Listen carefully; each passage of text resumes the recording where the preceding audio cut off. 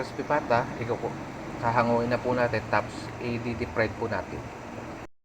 Ngayon na po ang ating crispy pata. Lagyan lang natin ng tuyo at i-deep fry na po natin. Yan po.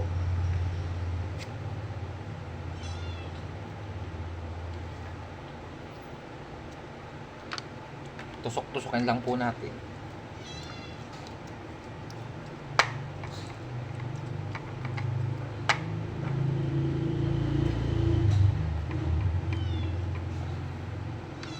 Po.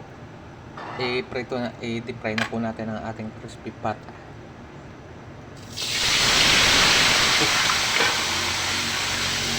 Tukan na po natin. Balikan natin mamaya. Ayan po, at babalikan na po natin ang ating crispy pata.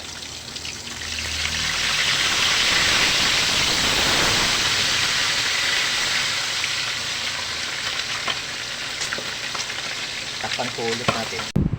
So, ayan na po ang ating golden crispy pata. Kung nagustuhan nyo po ang aking content, huwag niyo pong kalimutan i-like and share.